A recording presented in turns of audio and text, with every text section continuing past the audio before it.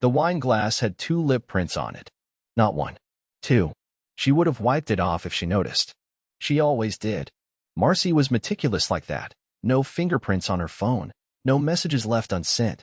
No receipts she couldn't explain. But tonight, she forgot. Or maybe she thought I wouldn't be home early enough to notice.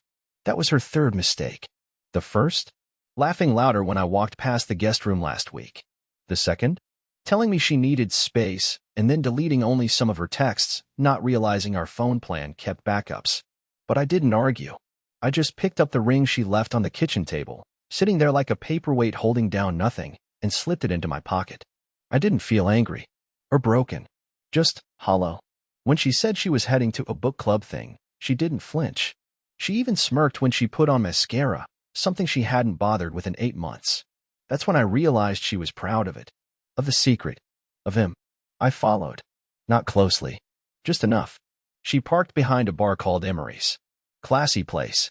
The kind with dim lighting, jazz in the corner, and bartenders who memorize faces. I watched from across the street as she got out of the car, tugged her dress down, and smiled at the man waiting for her by the door.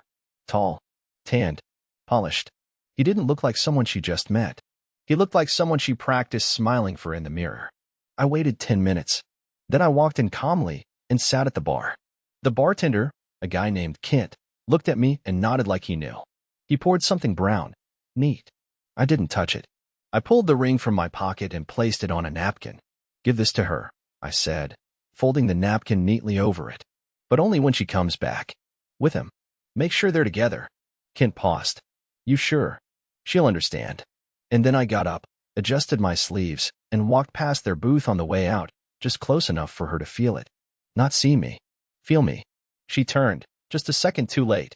But her smile vanished. Now the game had changed. And she didn't even know the rules anymore. She came home humming. Not a song I recognized, just the kind of soft, self-satisfied sound someone makes when they think they got away with it. Her keys jangled lazily, door clicked open, and the smell of citrus from the bar clung to her skin like perfume. I didn't move.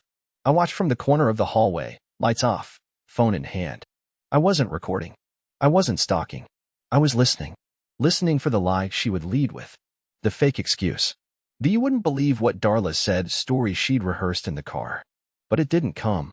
She walked into the kitchen, heels off in one hand, and looked around like she expected to find me waiting with dinner or maybe asleep on the couch. Instead, she found silence. Clean counters. The ring she'd left this morning was gone. The framed photo of us on our honeymoon missing. The note on the fridge that used to say, "Love you, gone." She noticed. Her head tilted. The smirk on her lips pulled back slightly. She walked into the living room and froze. That's where I'd left the first message. Not a note. Not a dramatic letter. Just a single object. Her backup phone, the one she thought I never found. It was sitting upright on the coffee table, screen locked, but smeared with fingerprints. That alone made her pause. I could see her mind racing. Her eyes darted toward the hallway, unsure if I was home or not. She didn't call out. Instead, she grabbed the phone and slipped it into her purse, like stuffing away guilt before it could scream. Then she walked upstairs. I didn't follow. I didn't need to. Because upstairs, in the walk-in closet, something else was missing. The small red velvet box where I kept our anniversary letters. Gone. The shoebox of our old photos? Shredded. Not scattered, shredded. I didn't want memories of her anymore. Not ones filtered through lies. 5 minutes later, I heard her footsteps pounding back down the stairs. She was calling my name now. Soft at first. Then louder. Emery. Then, a bit of panic. Emery, where are you? I stepped out from the hallway just as she reached the foyer. She froze when she saw me. Her mouth parted slightly, but she said nothing. I had the upper hand now, and we both knew it. You were supposed to be gone tonight, she finally said, eyes narrowing. I ignored the comment. Did Kent give you something? Her mouth opened. Closed. Then, you were there. I stepped forward slowly. Did he give you the ring? She hesitated again, then pulled the folded napkin from her purse. Unwrapped it like it was a bomb.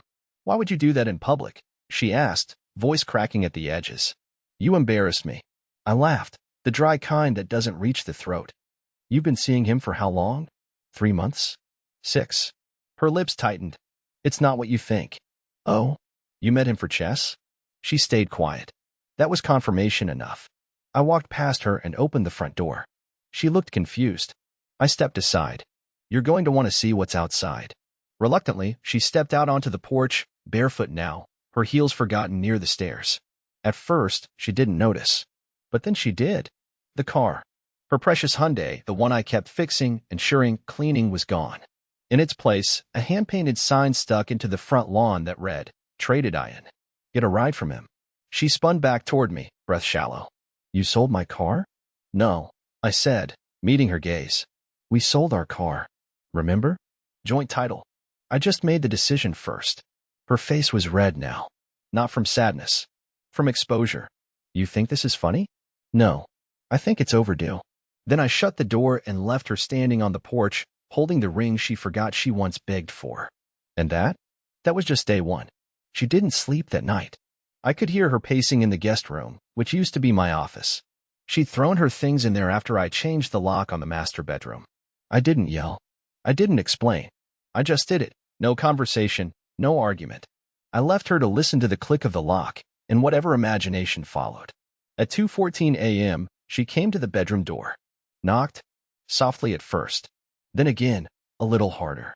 Emery, she said through the wood. We need to talk. This isn't healthy. I stayed quiet. This isn't how adults solve things, she tried again.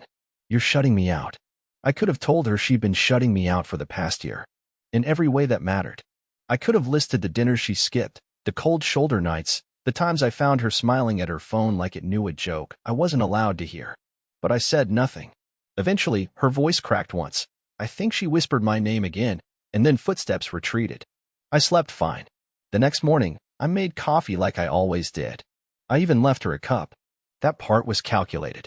It wasn't kindness. It was a trigger. She came down wearing a hoodie and sunglasses, even though the curtains were still drawn. She avoided my eyes, but took the cup. Sat down at the edge of the dining table like we were two coworkers forced to tolerate each other for a meeting. So she started. What now? I turned the newspaper page. What do you mean? This. Us. You clearly want to punish me, but... You're not being punished, Marcy, I said, finally looking up.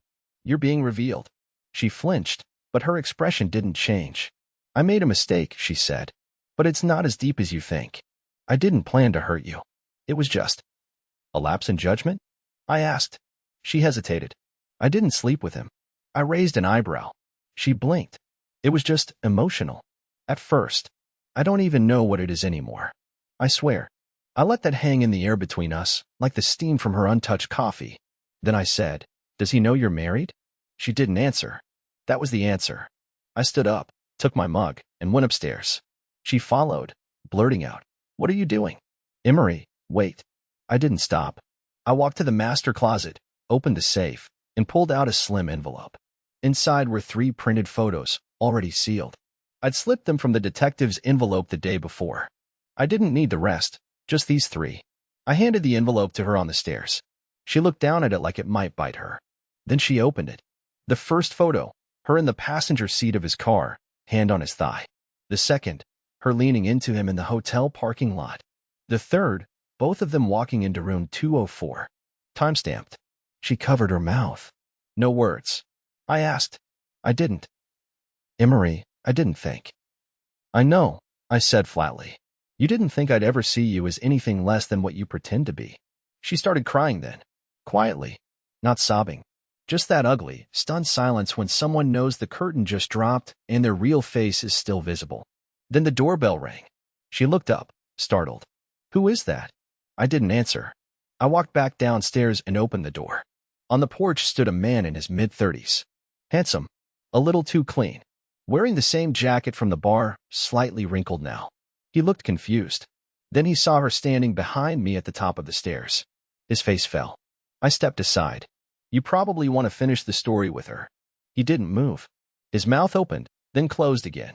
She ran down the stairs in a panic. You can't be here. What are you doing? He looked at me, then back at her. I thought you were divorced. She froze. And right there, in the middle of my living room, she lost them both. One by truth, one by silence.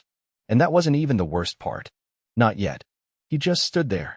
In the middle of our entryway, that man, her secret, now fully exposed in morning light. His name, I'd later learn, was Joel. 36, single, smooth in a forgettable kind of way. The kind of man who gets away with things because people assume he doesn't know better. Marcy didn't speak first.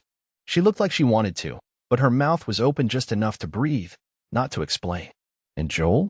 His eyes moved between us like he'd wandered into a house fire he didn't start, but was still guilty of feeding.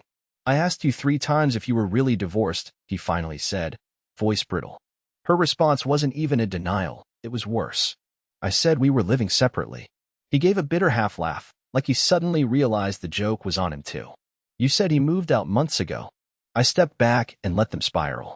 Joel looked over at me with a grimace that almost resembled pity. I didn't know she was married, man. I swear. I nodded. Not your fault. That shocked her more than anything. She turned sharply toward me, confused. You're blaming me now? I raised an eyebrow. Blame requires effort. I'm just watching the credits roll. Joel shifted. Look, I should go. No, I said. Actually, you should stay. He looked stunned. So did she.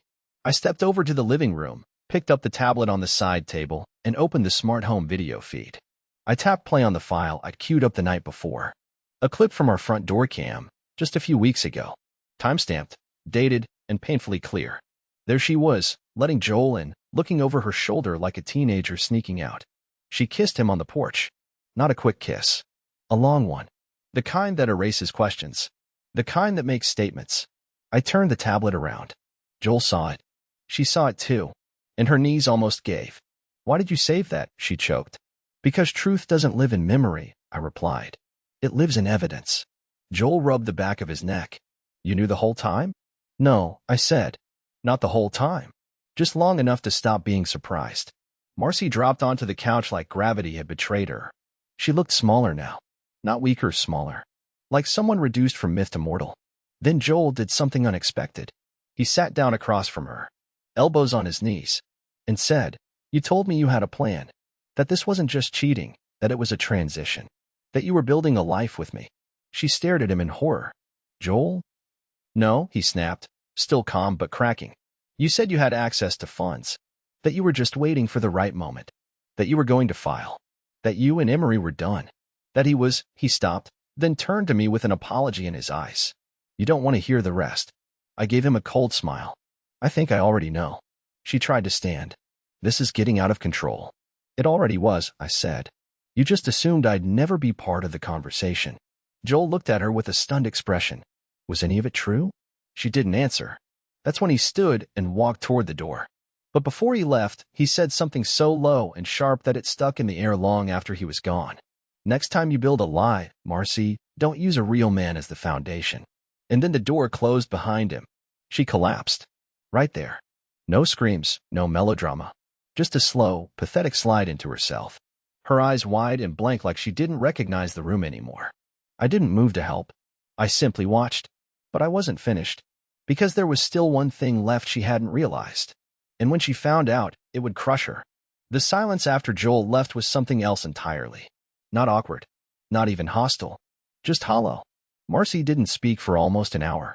She sat curled up on the edge of the couch, knees drawn up, staring at the blank TV like it might turn on by itself and rescue her from the world outside it. I didn't interrupt. I let her soak in it. Let her wonder what I was thinking. Let her stew in the reality that the man she thought would be waiting for her future just walked away mid-sentence, and the man she married was no longer willing to explain himself. When she finally moved, it wasn't toward me, it was up the stairs. Her steps were slow, deliberate. I could hear her trying to open the bedroom door again. Still locked. She tried the guest room instead. Then the bathroom. And then, she opened the study. She thought I didn't use it anymore. That I stopped writing. That I gave up after the publishing contract fell through and I never talked about the manuscript again. She used to mock it behind my back, thought I didn't know. Called it his little therapy project when she spoke to friends on the phone. But she didn't know what I'd kept in there. She didn't know about the drawer behind the cabinet wall. She didn't know I'd been watching her spiral for months, not just with suspicion, but with intention. Because inside that drawer wasn't just old drafts or receipts or backup keys. Inside was a complete printed timeline of her affair. The night she lied. The businesses charged to our shared card that didn't match her stories. A map of every location she told me she'd be, and where she actually was, based on cell tower pings and synced calendar data. I had built the kind of record you only assemble when you stop hoping to fix something and start preparing to bury it. She pulled out the manila folder. I heard the gasp from across the house. I heard the rustling of papers, the way a liar sounds when they suddenly have to confront reality in black and white. She came back downstairs like a ghost, pale, glassy-eyed, the folder still clutched in her hand. What is this?" she asked, her voice barely audible. "Everything," I said calmly. "Everything I chose not to say while you rehearsed your exit. You went through my stuff?" "You." I cut her off. "No, Marcy. I didn't go through your stuff. I went through our stuff. You just forgot it used to belong to both of us." She stared down at the documents like they might rewrite themselves. Her hand hovered over one page, the hotel invoice with her name on it and a signature I knew too well. "You've been planning this?" "Planning?" I echoed. "No. I was preparing. You planned. You schemed. I documented." Her voice rose a little now, panic finally catching up. "You could have just confronted me. We could have worked through this. Couples go through things." "You're right," I said. "Couples do go through things. But people who are still married don't secretly scout apartments and look up how to legally split retirement accounts without notice." She blinked, stunned. "Yeah," I said, stepping closer. "Check your browser history, too." She opened her mouth, but the defense died before it formed. That's when I placed the second folder on the table. A fresh one. Slimmer. But it hurt more. Inside were three things: a notarized separation agreement, my new mailing address, and a notice from my lawyer explaining that I'd already filed. She looked at it like it was a foreign language. You filed for separation?" I nodded. "When?" she asked, backing up. "Last week. I was waiting for the right moment to hand it over. Thought this morning seemed honest enough." She sat down hard, like her body gave up fighting gravity. "But we didn't even talk about it," she whispered. "You didn't talk to me before starting an affair. I thought we were skipping formalities now." That's when her hands began to tremble.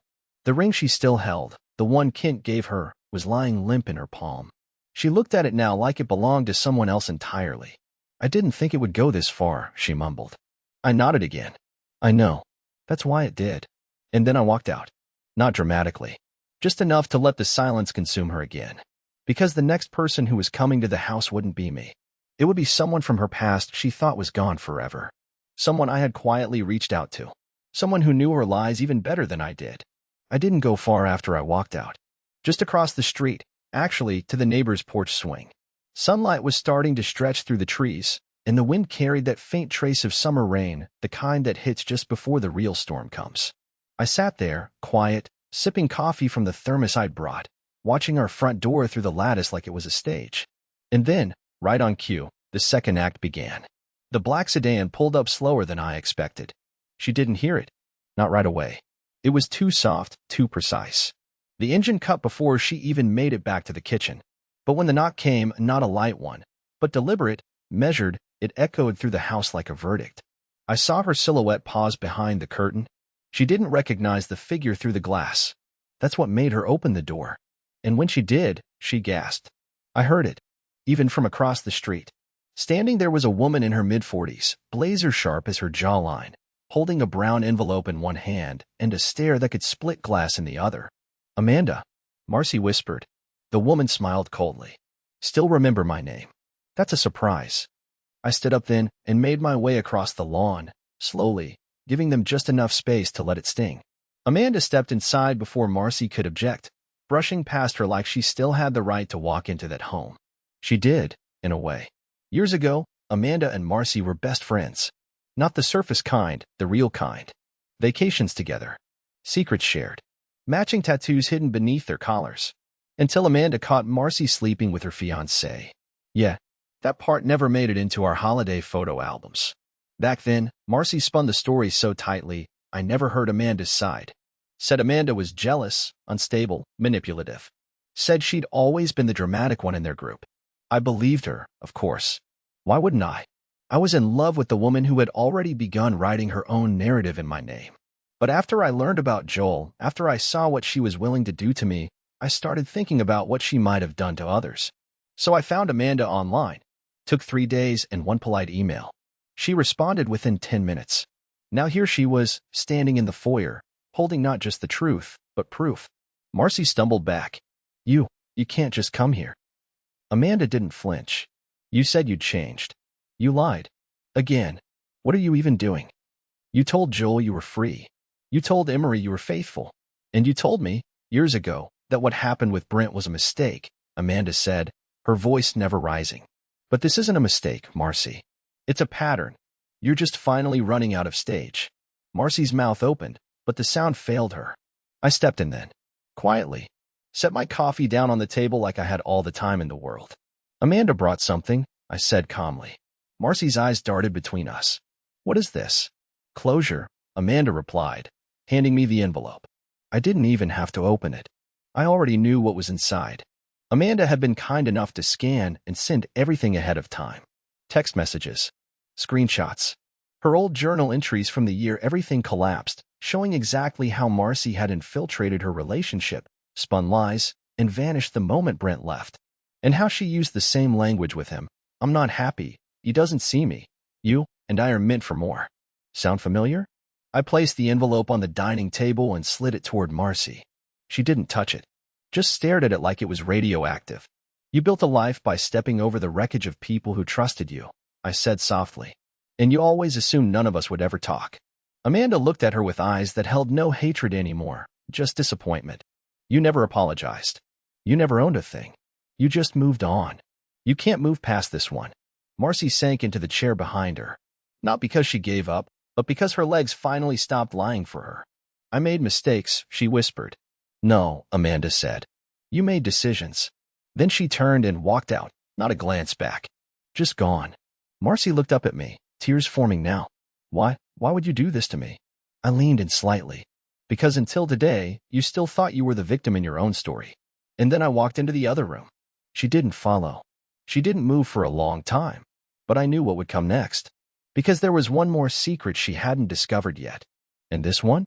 This one would change everything, including what she thought she knew about our marriage. She stayed in that chair for over an hour. Didn't cry. Didn't scream. Just sat there, still, like she was trying to figure out how the floor disappeared from under her feet and no one warned her. That's what happens when someone who's used to controlling every version of reality realizes there's a version she can't rewrite. A version that's already been told. Not in whispers. Not in threats. But in ink and signatures and dates that don't lie. When I came back into the room, she finally spoke. I didn't think you'd go this far.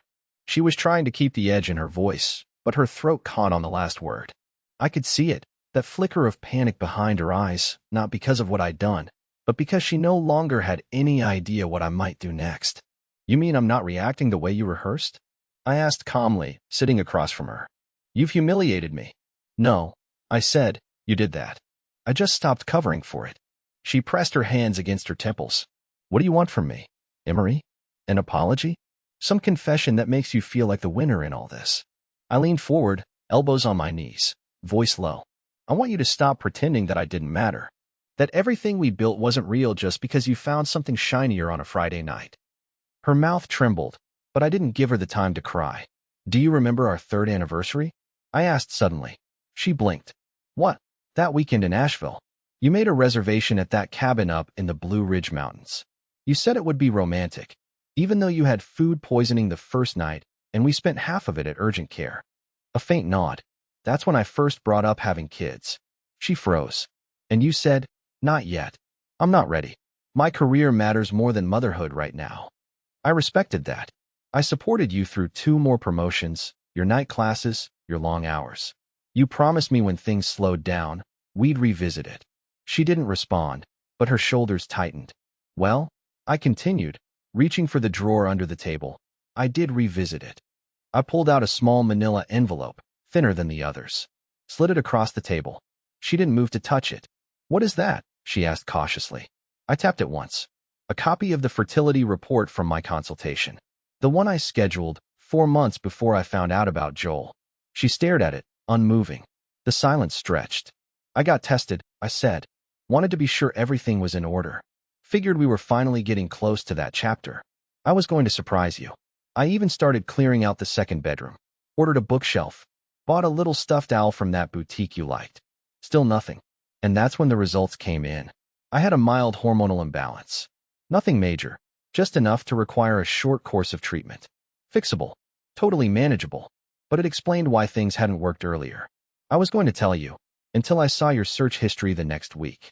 You weren't looking at baby names or nursery ideas. I paused. You were looking up studio apartments and lawyers. Her face turned white. You never said. No, I didn't. Because I realized you weren't preparing to build something with me. You were preparing to disappear. I leaned back, letting that sit. And while I was wondering if I could become a father, you were already acting like a widow. Her hand moved to cover her mouth, but the tears came anyway. No drama, no screaming, just one long, silent sob that made her shoulders shake. I didn't know, she whispered. I swear to God, Emery, I didn't know you were trying. I finished. Yeah, I know. That's the point. She looked up at me, mascara trailing down her face, and for the first time in years, I saw something real behind her expression. Not guilt, not manipulation, just the stark recognition that something she never even asked about had been lost, and she couldn't undo it. But it's too late now, I said gently. That future doesn't exist anymore. You chose something else. You chose someone else. And now, you're left with whatever's on the other side of that. She clutched the envelope in her lap, like maybe if she held it tight enough, it would become something else. Something easier. But it wouldn't. Not this time. Because the final part of my plan hadn't arrived yet. And when it did, she'd finally understand what it felt like to be left without warning. Exactly the way she'd intended to leave me. The final part of my plan arrived the next morning. I wasn't home when it happened. I'd left before sunrise, not quietly, but not cruelly either.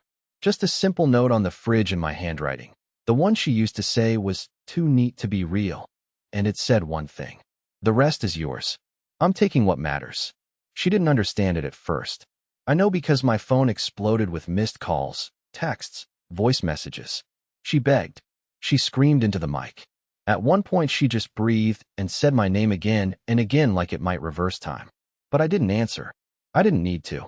The delivery would do the talking. At 10:07 a.m., a white truck pulled into the driveway. A moving crew. They didn't knock.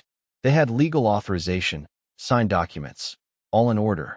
While she watched from the window in confusion, they entered the garage and the study. Took only what I listed. Nothing more. My books. My grandfather's tools. The writing desk I restored with my bare hands. My journals. My guitars. A single, framed wedding photo I chose not to destroy. Not out of nostalgia, but as a reminder of the version of me that once tried. The rest, I left behind. Because I'd finally understood that not everything broken is meant to be fixed. Some things are meant to teach you how to walk away without limping. When I got to the new place, just a modest cottage by the edge of the lake, quiet, private, full of clean air and the kind of silence that doesn't demand anything, I opened the last folder I'd packed. Inside was a picture. Not of her, not of us, but of me, taken 5 years ago. A candid shot Marcy had snapped while I was fixing the fence, laughing at something the neighbor's kid said. My hair was longer, my hands dirtier, and my face unguarded. That man didn't know what was coming. But I kept the photo because I wasn't starting over. I was returning to him. I spent the next week rebuilding, not just furniture or spaces, but the kind of inner quiet I'd forgotten existed. I reconnected with friends I'd drifted from. I read books with the patience I once thought I'd lost. I even started writing again.